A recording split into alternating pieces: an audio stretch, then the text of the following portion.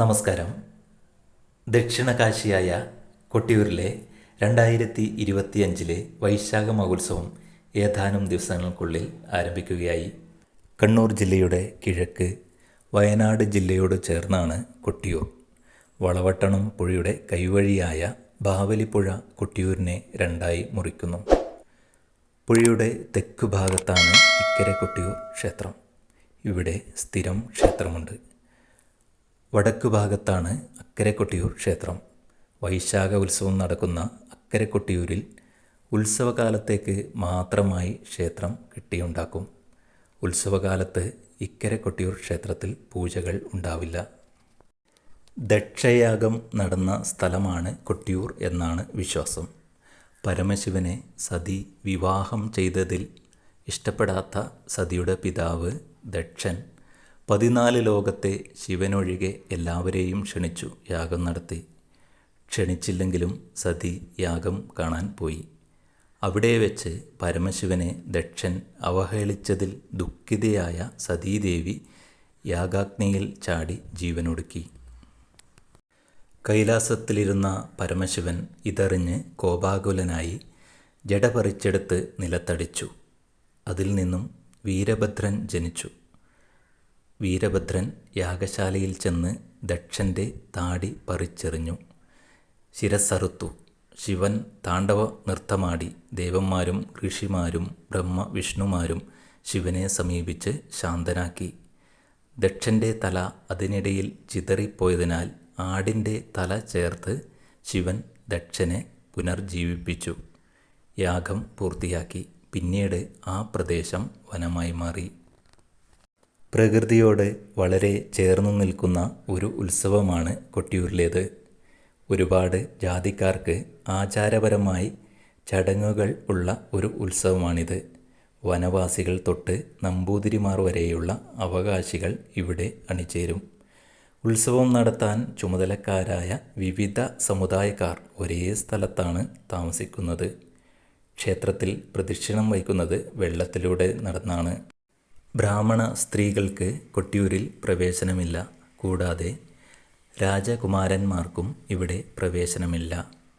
അങ്ങനെ ഒരുപാട് പ്രത്യേകതകളുള്ള ഒരു ഉത്സവമാണ് കൊട്ടിയൂരിലെ വൈശാഖ മഹോത്സവം. ഇടവത്തിലെ ചോതി നക്ഷത്രം തൊട്ട് മിഥുനത്തിലെ ചിത്തിര നക്ഷത്രം വരെയുള്ള 28 ദിവസങ്ങളിലായാണ് ഇവിടെ ഉത്സവം നടക്കുന്നത്. ഭണ്ഡാരം എഴുന്നള്ളത്ത് നാൾ മുതൽ ഉത്രാടം നാൾ വരെ ദേവന്മാരുടെ ഉത്സവം. തിരുവോണം മുതൽ ആയില്യം വരെ മനുഷ്യരുടെ ഉത്സവം. മകം മുതൽ ഭൂതഗണങ്ങളുടെ ഉത്സവം എന്നാണ് വിശ്വാസം.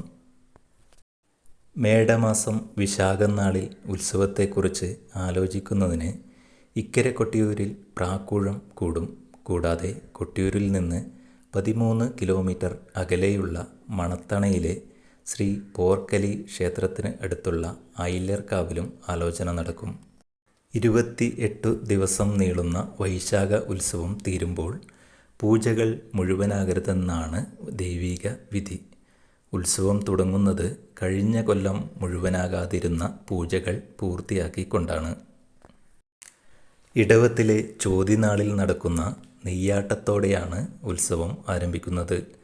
അന്ന് സന്ധ്യയോടെ വയനാട്ടിലെ മുതിരേരിക്കാവിൽ നിന്ന് വാൾ എഴുന്നള്ളത്ത് ഇക്കരയിലെത്തും.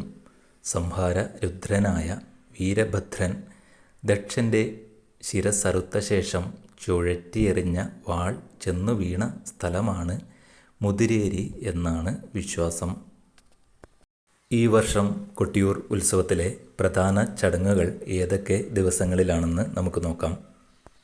2025 മെയ് 12 പ്രാക്കൂഴം, ജൂൺ 2 നീരെഴുന്നള്ളത്ത്, ജൂൺ 8 നെയ്യാട്ടം, ജൂൺ 9 ഭണ്ഡാരം എഴുന്നള്ളത്ത്, ജൂൺ 15 തിരുവോണം ആരാധന, ജൂൺ 17 ഇളനീർ വെപ്പ്, ജൂൺ 18 ഇളനീരാട്ടം അഷ്ടമി ആരാധന, ജൂൺ 20 രേവതി ആരാധന, ജൂൺ 24 രോഹിണി ആരാധന, June 26 Thiruvathira ചതുശ്ശതം, June 27 Punartham ചതുശ്ശതം, June 28 ആയില്യം ചതുശ്ശതം, ജൂൺ 30 മകം കലം വരവ് കലപൂജ.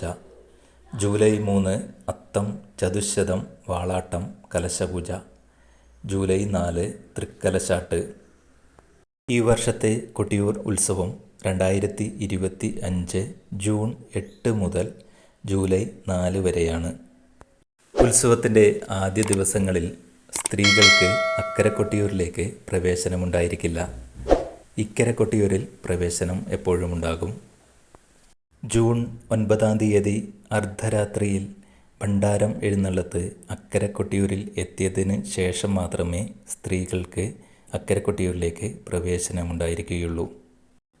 2025 കൊട്ടിയൂർ വൈശാഖ മഹോത്സവം ആരംഭിച്ച ശേഷം കൂടുതൽ ഉത്സവ കാഴ്ചകളും വിശേഷങ്ങളുമായി വീണ്ടും കാണാം. എല്ലാവർക്കും നന്ദി. ബായ്.